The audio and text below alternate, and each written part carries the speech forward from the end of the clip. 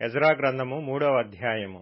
7వ నెలలో ఇశ్రాయేలీలు తమ తమ పట్టణములకు వచ్చిన తరువాత జనులు ఏకమనస్సు గలవారై యెరూషలేములో కూడి యోజాదాకు కుమారుడైన యేషూవయును, యాజకులైన అతని సంబంధులను, షయల్తీయేలు కుమారుడైన జెరుబ్బాబెలును అతని సంబంధులను లేచి, దైవజనుడైన మోషే నియమించిన ధర్మశాస్త్రమునందు వ్రాయబడిన ప్రకారముగా దహన బలులు అర్పించుటకై ఇశ్రాయేలీల దేవుని బలిపీఠమును కట్టిరి.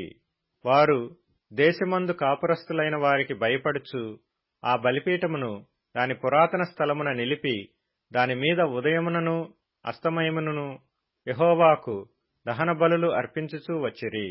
మరియు గ్రంథమును బట్టి వారు పర్ణశాలల పండుగను నడిపించి ఏ దినమునకు నియమింపబడిన లెక్క చొప్పున ఆ దినపు దహన బలిని విధి చొప్పున అర్పింపసాగిరి. తరువాత నిత్యమైన దహన బలిని, అమావాస్యలకును, యెహోవా యొక్క నియామకమైన పండుగలకును ప్రతిష్ఠితమైన దహన బలులను, ఒక్కొక్కడు తెచ్చిన స్వేచ్ఛార్పణలను అర్పించుచూ వచ్చిరి. 7వ నెల మొదటి దినము నుండి యెహోవాకు దహన బలులు అర్పింప మొదలుపెట్టిరి. అయితే యెహోవా మందిరము యొక్క పునాది అప్పటికి ఇంకనూ వేయబడలేదు. మరియు వారు కాశ్యవారికిని వడ్రవారికిని ద్రవ్యమునిచ్చిరి. అదియుగాక పారసీక దేశపు రాజైన కోరెషు తమకు సెలవిచ్చినట్లు దేవదారు మ్రాణులను లెబానోను నుండి సముద్రము మీద యొప్పే పట్టణమునకు తెప్పించుటకు సీదోనీయులకును తూరు వారికిని భోజన పదార్థములను, పానమును, నూనెను ఇచ్చిరి. యెరూషలేములో నుండు దేవుని యొక్క మందిరమునకు వారు వచ్చిన 2వ సంవత్సరము 2వ నెలలో షయల్తీయేలు కుమారుడైన జెరుబ్బాబెలును, యోజాదాకు కుమారుడైన యేషూవయును చెరలో నుండి విడిపింపబడి యెరూషలేమునకు వచ్చిన వారందరూ పని ఆరంభించి 20 సంవత్సరములు మొదలుకొని పై ఈడుగల లేవీయులను యెహోవా మందిరము యొక్క పనికి నిర్ణయించిరి. యేషూవయు అతని కుమారులను, అతని సహోదరులను, కద్మీయేలును అతని కుమారులను, హోదవ్యా కుమారులను, హేనాదాదు కుమారులను, వారి కుమారులను, లేవీయులైన వారి బంధువులను దేవుని మందిరములో పనివారి చేత పనిచేయించుటకు నియమింపబడిరి. శిల్పకారులు యెహోవా మందిరము యొక్క పునాదిని వేయుచుండగా ఇశ్రాయేలు రాజైన దావీదు నిర్ణయించిన విధి చొప్పున తమ వస్త్రములు ధరించుకొనిన వారై యాజకులు బాకాలతోనూ ఆసాపు వంశస్థులకు లేవీయులు చేయు తాళములతోనూ నిలువబడి యెహోవాను స్తోత్రము చేసిరి. వీరు వంతు చొప్పున కూడి యెహోవా దయాళుడు, ఇశ్రాయేలీల విషయమై ఆయన కృప నిరంతరము నిలుచునని పాడుచు యెహోవాను స్తుతించిరి. మరియు యెహోవా మందిరము యొక్క పునాది వేయబడుట చూచి జనులందరూ గొప్ప శబ్దముతో యెహోవాకు స్తోత్రము చేసిరి. మునుపటి మందిరమును చూచిన యాజకులలోను, లేవీయులలోను, కుటుంబ ప్రధానులలోను వృద్ధులైన అనేకులు ఇప్పుడు వేయబడిన ఈ మందిరము యొక్క పునాదిని చూచి గొప్ప శబ్దముతో ఏడ్చిరి. అయితే మరి అనేకులు సంతోషము చేత బహుగా అరచిరి. ఏది సంతోష శబ్దమో ఏది దుఃఖ శబ్దమో జనులు తెలుసుకొనలేకపోయిరి. జనులు గొప్ప ధ్వని చేసినందున ఆ శబ్దము బహుదూరము వినబడెను. ఎజ్రా గ్రంథము 4వ అధ్యాయము. అంతటా యూదా వంశస్థులకును బెన్యామీనీయులకును విరోధులైన వారు, చెర నివారణ అయిన వారు ఇశ్రాయేలీల దేవుడైన యెహోవాకు ఆలయమును కట్టుచున్న సంగతి విని జెరుబ్బాబెలు నొద్దకును పెద్దలలో ప్రధానుల యొద్దకును వచ్చి, మీరు ఆశ్రయించున్నట్లు మేమును మీ దేవుని ఆశ్రయించు వారము. ఇచ్చటికి మమ్మను రప్పించిన అష్షూరు రాజైన ఏసర్హద్దోను యొక్క కాలము మొదలుకొని మేము యెహోవాకు బలులు అర్పించువారము. మేమును మీతో కలిసి కట్టెదమని చెప్పిరి. అందుకు జెరుబ్బాబెలును, యేషూవయును, ఇశ్రాయేలీయుల పెద్దలలో తక్కిన ప్రధానులను, మీరు మాతో కలిసి మా దేవునికి మందిరమును కట్టుటకు నిమిత్తము లేదు.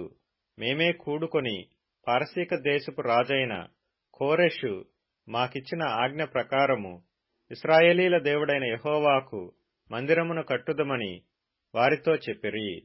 దేశపు జనులు యూదా వంశస్థులకు ఇబ్బంది కలుగజేసి కట్టుచున్న వారిని బాధపరిచిరి. మరియు పారసీక దేశపు రాజైన కోరెషు యొక్క దినములన్నిటిలోనూ పారసీక దేశపు రాజైన దర్యావేషు యొక్క పరిపాలన కాలము వరకు వారి ఉద్దేశమును భంగపరచుటకై వారు మంత్రులకు లంచములిచ్చిరి. మరియు అహష్వేరోషు ఏలనారంభించినప్పుడు వారు యూదా దేశస్థులను గూర్చియు యెరూషలేము పట్టణపు వారిని గూర్చియు ఉత్తరము వ్రాసి వారి మీద తప్పు మోపిరి. అర్తహషస్త యొక్క దినములలో బిష్లామును, మిత్రిదాతును, టాబెయేలును వారి పక్షముగానున్న తక్కిన వారును పారసీక దేశపు రాజైన అర్తహషస్తకు ఉత్తరము వ్రాసి పంపిరి. ఆ ఉత్తరము సిరియా భాషలో వ్రాయబడి సిరియా భాషలోనే తాత్పర్యము చేయబడినది. మరియు మంత్రియగు రెహూమును లేఖకుడగు షింషయియు ఈ ప్రకారముగా యెరూషలేము సంగతిని గూర్చి ఉత్తరము వ్రాసి రాజైన అర్తహషస్త యొద్దకు పంపిరి. అంతట మంత్రియగు రెహూమును లేఖకుడగు షింషయియు వారి పక్షముగానున్న తక్కిన వారైన దినాయూయులును, అపర్సత్కాయులును, తర్పెలాయేలును, అపర్సాయులును, అర్కెనాయులును, బబులోను వారును, షూషన్కాయులును, దెహావేయులును, ఏలమీయులును, గనుడును శ్రేష్ఠుడునైన ఆస్నప్పరు నది యువతలకు రప్పించి షోమ్రోను పట్టణములందును నది అవతలనున్న ప్రదేశమందును ఉంచిన తక్కిన జనములను నది యువతలనున్న తక్కిన వారును ఉత్తరము ఒకటి వ్రాసిరి. వీరు రాజైన అర్తహషస్తకు వ్రాసి పంపించిన ఉత్తరము నకలు. నది యువతలనున్న తమ దాసులమైన మేము రాజైన తమకు తెలియజేయనదేమనగా, తమ సన్నిధి నుండి మా యొద్దకు వచ్చిన యూదులు యెరూషలేమునకు వచ్చి తిరుగుబాటు చేసిన ఆ చెడు పట్టణమును కట్టుచున్నారు. వారు దాని ప్రాకారములను నిలిపి దాని పునాదులను మరమ్మత్తు చేయుచున్నారు. కావున రాజవైన తమకు తెలియవలసినదేమనగా, ఈ పట్టణమును కట్టి దాని ప్రాకారములను నిలవబెట్టిన ఎడల వారు శిస్తుగాని సుంకముగాని పన్నుగాని ఈయకయుందురు. అప్పుడు రాజునకు రావలసిన పైకము నష్టమగును. మేము రాజు యొక్క ఉప్పు తిన్నవారము గనుక రాజునకు నష్టము రాకుండా మేము చూడవలెనని ఈ ఉత్తరమును పంపి రాజవైన తమకు ఈ సంగతి తెలియజేసితిమి. మరియు తమ పూర్వీకులు వ్రాయించిన రాజ్యపు దస్తావేజులను చూచిన ఎడల ఈ పట్టణపు వారు తిరుగుబాటు చేయువారుగాను రాజులకును దేశములకును హాని చేయువారుగాను కలహకారులుగాను కనబడుదురనియు, అందువలననే ఈ పట్టణము నాశనము పొందెననియు రాజ్యపు దస్తావేజుల వలననే తమకు తెలియవచ్చును. కావున రాజవైన తమకు మేము రూఢిపరచునదేమనగా, ఈ పట్టణము కట్టబడి దాని ప్రాకారములు నిలవబెట్టబడిన ఎడల నది యువతల తమకు హక్కు ఎంతమాత్రమూ ఉండదు. అప్పుడు రాజు మంత్రియగు రెహూమునకును లేఖకుడగు షింషయికిని షోమ్రోనులో నివసించు వారి పక్షముగానున్న మిగిలిన వారికిని నది అవతల నుండు తక్కిన వారికిని మీకు క్షేమ సంప్రాప్తి యగునుగాక అని ఈ మొదలగు మాటలు వ్రాయించి సెలవిచ్చినదేమనగా, మీరు మాకు పంపిన ఉత్తరమును శాంతముగా చదివించుకొన్నాము.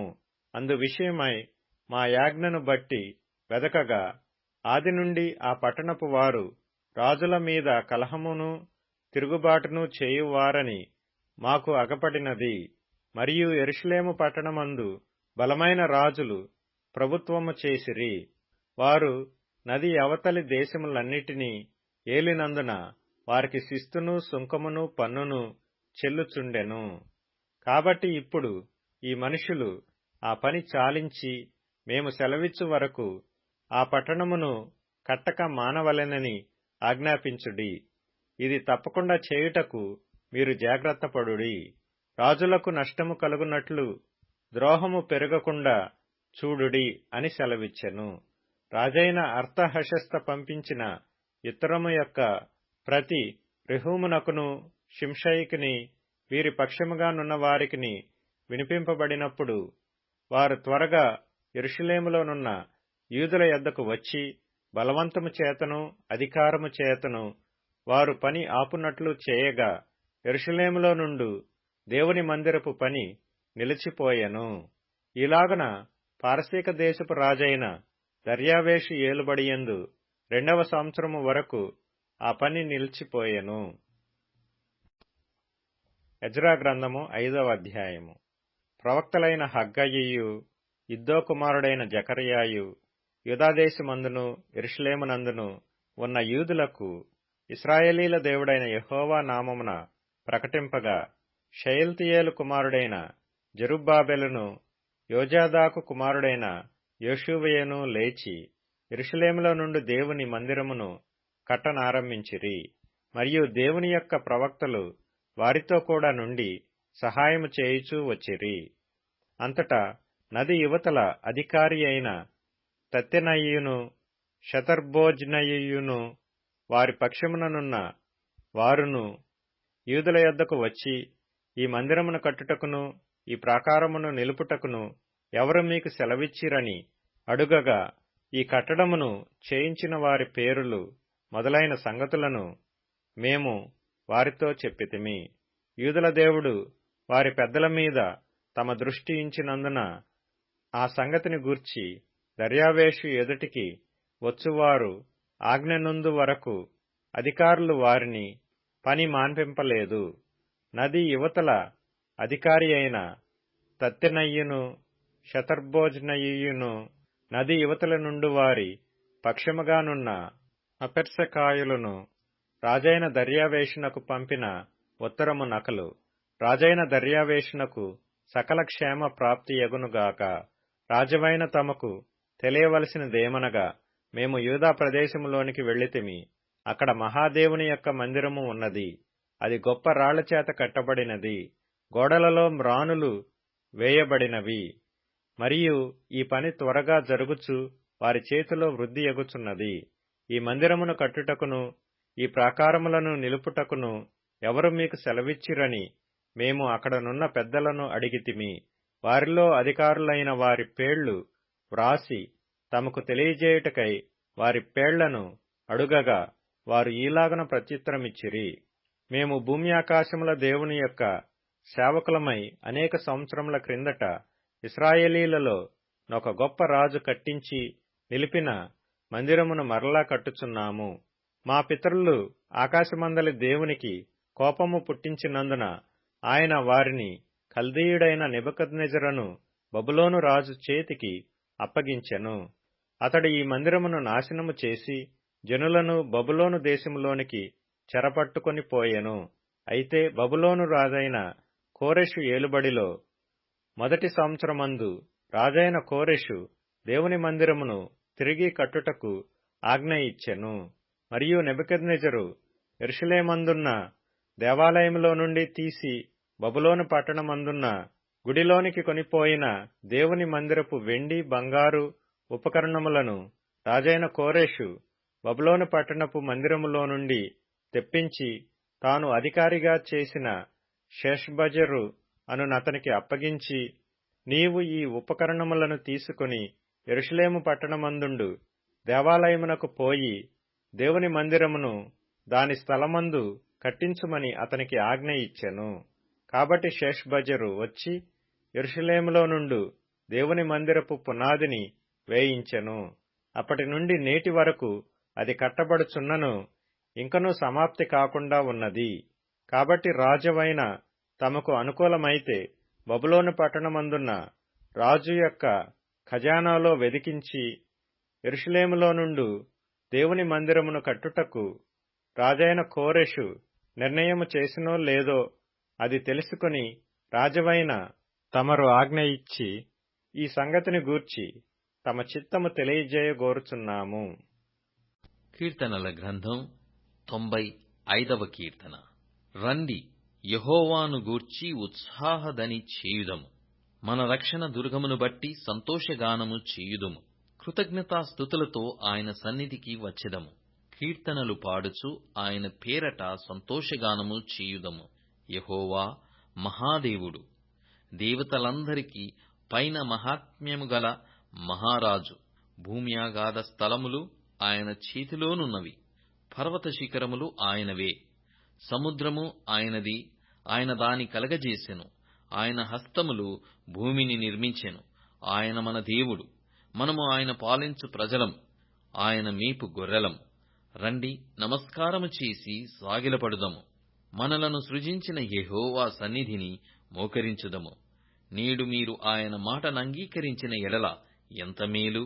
అరణ్యమందు మెరీబా యొద్ద మీరు కఠినపరచుకొనినట్లు, మస్సా దినమందు మీరు కఠినపరచుకొనినట్లు మీ హృదయములను కఠినపరచుకొనకుడి. అచ్చట మీ పితరులు నన్ను పరీక్షించి శోధించి నా కార్యములు చూచిరి. 40 ఏండ్ల కాలము ఆ తరము వారి వలన నేను విసికి, వారి హృదయమున తప్పిపోవు ప్రజలు వారు నా మార్గములు తెలుసుకొనలేదని అనుకొంటిని.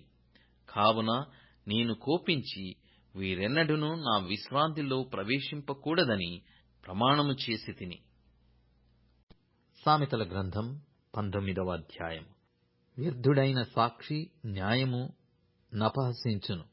భక్తిహీనుల నోరు దోషమును జుర్రుకొనును. అపహాసకులకు తీర్పులును, బుద్ధిహీనుల వీపులకు దెబ్బలును నియమింపబడియున్నవి. రోమీయులకు వ్రాసిన పత్రిక 5వ అధ్యాయము. కాబట్టి విశ్వాసమూలమున మనము నీతిమంతులముగా తీర్చబడి మన ప్రభువైన యేసుక్రీస్తు ద్వారా దేవునితో సమాధానము కలిగియుందము.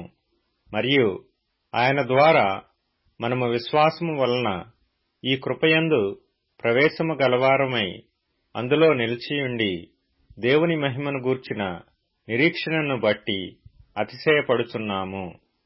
అంతేకాదు, శ్రమ ఓర్పును, ఓర్పు పరీక్షను, పరీక్ష నిరీక్షణను కలుగజేయునని ఎరిగి శ్రమలయందును అతిశయపడుదుము. ఎందుకనగా ఈ నిరీక్షణ మనలను సిగ్గుపరచదు. మనకు అనుగ్రహింపబడిన పరిశుద్ధాత్మ ద్వారా దేవుని ప్రేమ మన హృదయములలో కుమ్మరింపబడి ఉన్నది. ఎలయనగా మనమింకా బలహీనులమై ఉండగా క్రీస్తు యుక్తకాలమున భక్తిహీనుల కొరకు చనిపోయెను. నీతిమంతుని కొరకు సహితము ఒకడు చనిపోవుట అరుదు. మంచివాని కొరకు ఎవడైనా ఒకవేళ చనిపోవ తెగింపవచ్చును. అయితే దేవుడు మన ఎడల తన ప్రేమను వెల్లడిపరుచుచున్నాడు. ఎట్లనగా మనమింకనూ పాపులమై ఉండగానే క్రీస్తు మన కొరకు చనిపోయెను. కాబట్టి ఆయన రక్తము వలన ఇప్పుడు నీతిమంతులముగా తీర్చబడి మరింత నిశ్చయముగా ఆయన ద్వారా ఉగ్రత నుండి రక్షింపబడుదుము.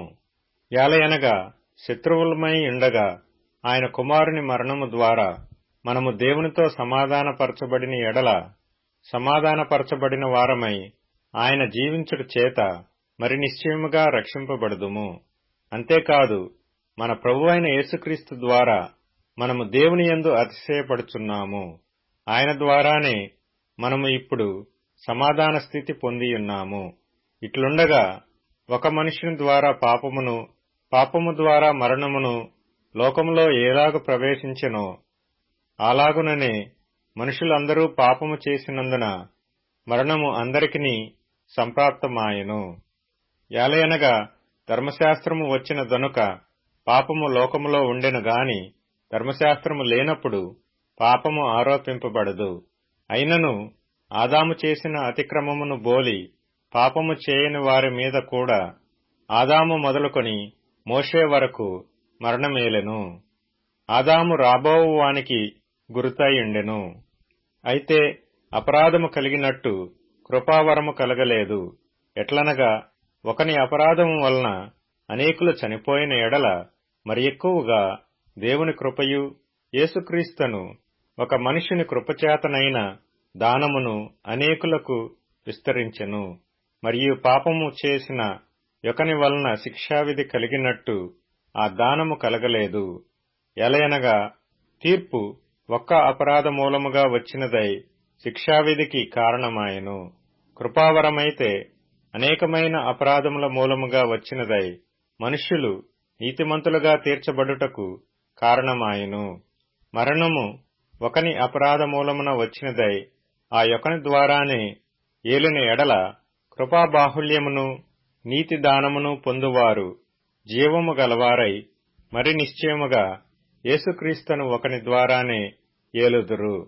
కాబట్టి తీర్పు ఒక్క అపరాధ మూలమున వచ్చినదై మనుషులకందరికిని శిక్షావిధి కలుగుటకు ఎలాగు కారణమాయెనో, అలాగే ఒక్క పుణ్యకార్యము వలన కృపాదానము మనుషులకందరికిని జీవప్రదమైన నీతి విధింపబడుటకు కారణమాయెను.